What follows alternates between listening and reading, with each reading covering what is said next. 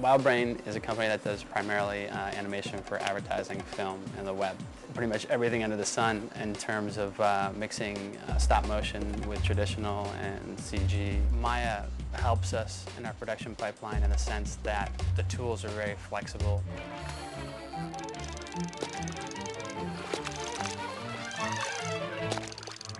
Little Hershey's Kisses with almonds. Big chocolate taste. The nice thing about Maya is that it allows us to scale with the productions. So we have really short, tight commercial work, and then we have long-form things like film and feature production. My favorite, everlasting gobstoppers. They're made from layers and layers and layers and layers of flavors. A good example of commercials where we're using Maya because of the flexibility in particular is probably Willy Wonka for Nestle, where we did a long series of productions where we're using Maya to get around certain specific problems. Each chewy piece is exactly 50% Laffy and 50% Taffy. Or is it the other way around? In the past, we'd be restricted with the type of animation we could do, and it was difficult to merge elements. But Maya allows us to bring in, a variety of different elements from the 2D side and the 3D side, and you're not locked down. Recently, we've been learning a lot more about film as we've started a project that's going to probably go on throughout the course of the year, and will end up being about a 10 to 15-minute short film. Vanilla Pudding is about a raunchy little girl who's sort of a mix between Calvin and Hobbes and sort of has atypical vulgarities like Ren and Stimpy, so she exhibits a lot of alpha energy, and she's just one of many characters that are sort of all on the same level of weirdness. The goal was to create something that would mix the best of both worlds, being 2D and 3D.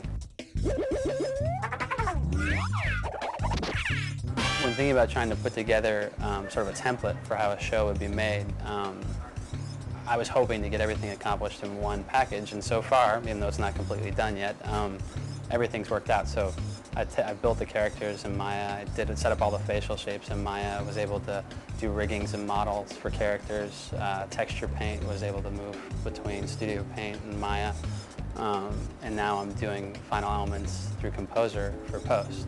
I was happy to find, because I've done this before in other like Alias and earlier packages, that in Maya they've really done a good job of putting together the blend shape editors, and in combination with the Artisan Sculpt tool made that task so much easier to the point where I could put together the heads for 4 characters in about 2 weeks.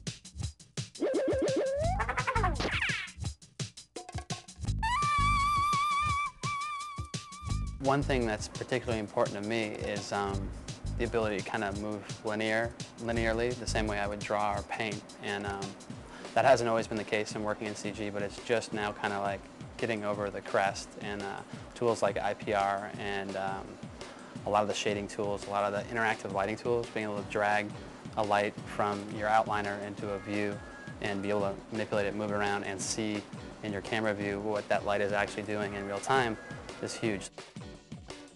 The nice thing about working with Alias Wavefront is that they are very, very responsive to the needs of the TDs, especially here at wildbrain, where we've got large productions and small productions. And sometimes you run into problems that you can't solve in-house, and they're there to provide kind of, hands-on, here's how you can work through a certain problem sort of support.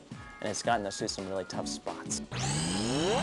Maya is important to the success of a company like wildbrain, being a smaller company, because it's a flexible tool that's robust and intuitive, in the sense that we can easily segue people in and out of the workflow, and it enables us to kind of get the extra mile as we're oftentimes cramped. I can speak for ads. Deadlines are always there, and the less hassles you have to deal with, the better chance you have of meeting your deadlines, and if you meet them early, you can spend more time making things look beautiful.